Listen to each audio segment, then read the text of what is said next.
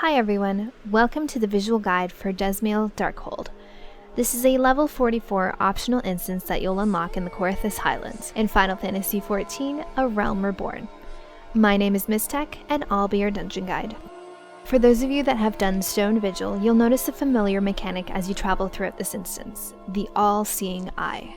However, instead of dropping on your heads unexpectedly, the eye patrols through the first section of the instance, slamming you with a pretty high damage AoE attack. As there aren't any hiding spots, it's important to note the purple zones throughout this part.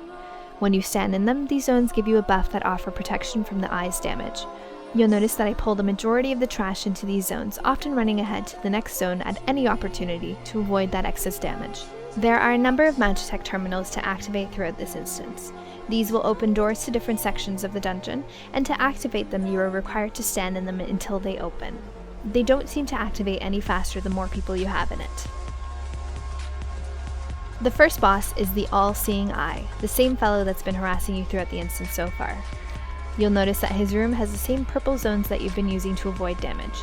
If your first instinct is to stand in these zones, then you are a smart person. Avoiding damage is not the only reason to stand in these spots though. Upon pulling the boss, you'll notice right away that he is invulnerable to damage. Pulling him into the purple zones makes him vulnerable to attack. As such, damage dealers should be careful on the pull until the boss is positioned in the proper place. The boss himself has a frontal cone, so tanks should position him facing away. In each purple zone, the boss will spawn a number of adds. These adds have frontal cones as well, so be careful maneuvering around them while still staying in the purple zone. Kill them as they come out so you don't get overwhelmed. Periodically, the purple zones will move to a new crystal.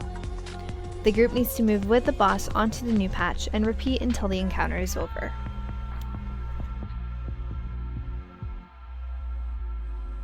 In this section of the instance, you'll come across a number of exploding crystals.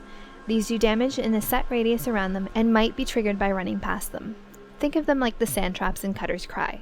They probably won't kill you, but why get hit with them in the first place? Another thing to look out for is the stone nixes that cast Labored Leap. This is a point-blank AoE that if hit by, will knock you backwards, so be careful around the cliffs here. The second boss is Talured. This guy kind of reminds me of an HD version of the Butcher from Diablo. He just needs to scream "fresh meat" and I'll be AFK in the corner with my 9-year-old self weeping. You'll notice you're in what looks like a small arena with a raised perimeter. Throughout the fight, ogres will run into the room and stand on the raised area, tossing rocks at the group. Talured himself has a frontal cone and a tail swipe. It appears that the tail swipe is only triggered if there is someone standing behind him. Both tanks and melee damage dealers should move to avoid these at all times. There are a few periods throughout the fight where there are a lot of incoming attacks to avoid. As long as you remember to dance around the red zones, you'll be fine.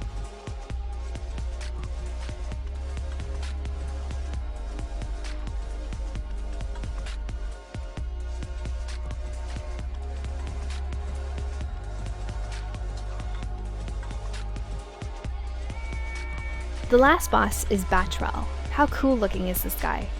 The major mechanic you'll encounter here is Batrel channeling energy from a crystal, rendering him invulnerable. You need to destroy the crystal he's linked to before refocusing back on him. Be careful though, these crystals will periodically AoE the area around them, so just watch out for those ominous red circles. The boss himself has a pretty spicy cleave, so make sure no one but the tank is standing in front.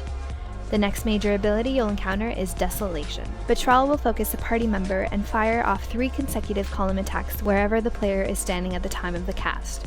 To avoid these, it's important to start running or strafing to the side as soon as you're targeted.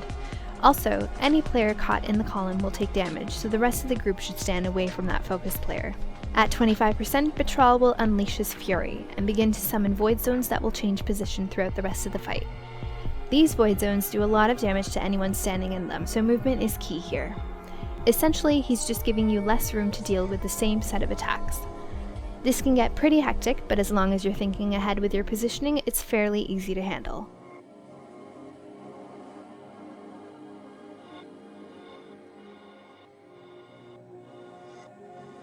There you go. If you have any questions, leave me a message and I'll answer as best as I can. Up next, we'll be mixing the order of the instances up a bit, but whatever comes next will be awesome.